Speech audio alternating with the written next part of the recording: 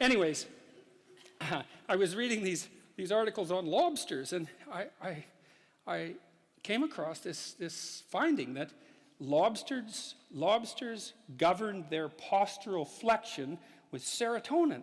And I thought, God, that's so interesting. It's so flexion is to stand up straight. Eh? I thought, wow, that's so interesting because, you know, depressed people crouch over. I wonder if there's any link between those two things. And then I went and read a whole pile of papers on lobster and lobster neurochemistry.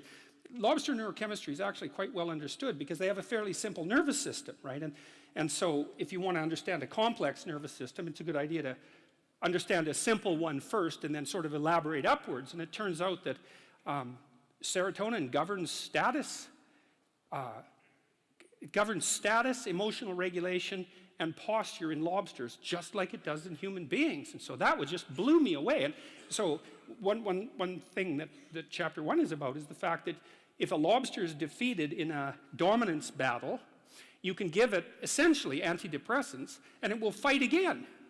And that just blew me away. You know, it's so remarkable because one of the things it tells you is that, so if you're imagine that you could be lobster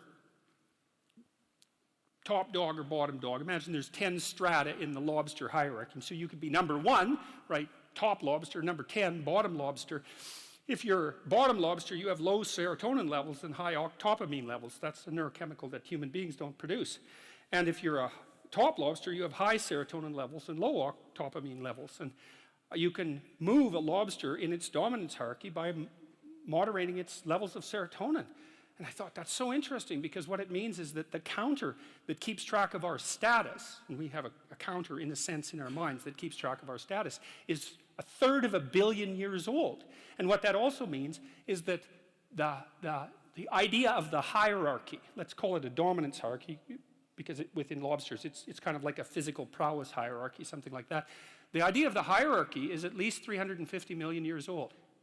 And so I read that and I think, well, so much for the idea that human hierarchies are a sociocultural construct. It's like, no, that's wrong. It's not just a little bit wrong, it's unbelievably wrong. It's mind-bogglingly wrong, right? And it's, right, and so hierarchies have been around for 1/3 of a billion years, and we have a neurochemical system that modulates our understanding of those hierarchies. And then also, and this is the interesting thing too, and this is why people's reputations are so important to them, there's lots of reasons, but this is one of them, is that where this counter that you share with lobsters rates you in terms of your hierarchical position determines the ratio of negative emotion to positive emotion that you feel. And that's also an absolutely mind-boggling idea for 2 reasons. One is it tells you why it's so hard on people to be put down. Because it doesn't just upset them in the moment, it changes the way their entire system responds to the world so that they now experience more positive emotion and less negative emotion. So that's really rough. And then there's a corollary to that too, which is like, there's a very tight relationship between your belief system and your dominance hierarchy position. It's complicated, but it's worth going through. Like, let's say that, so I have a certain amount of status as a professor, and I have the, let's call it what would you say? I've been granted the entitlement to a certain position in a social hierarchy. Now, the question is, why do I have a valid claim to that position? And the answer, hypothetically, is because I know enough so that my claim to the position is valid. So then if you stand up in the audience and challenge my beliefs and show that I'm wrong, you might say, well, I get upset because I'm wrong. But the more accurate reason that I get upset is because you're indicating to the crowd that my position in the hierarchy of authority is invalid.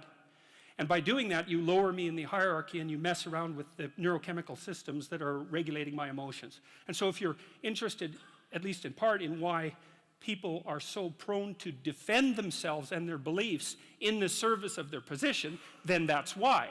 And so that's a great example of how you can learn these unbelievable things by stumbling across a rather obscure biological fact. It just what would you say? It's like a series of dominoes. And that's also why biological facts are so useful. It's like, we don't have to argue about whether or not social hierarchies, as I said, or hierarchies are social constructs. a given hierarchy is influenced in its structure by sociocultural conditioning, let's say, but the fact of the hierarchy, so like the part of your brain that detects and regulates your response to hierarchies is older than the part of your brain that recognizes trees. Like it's old.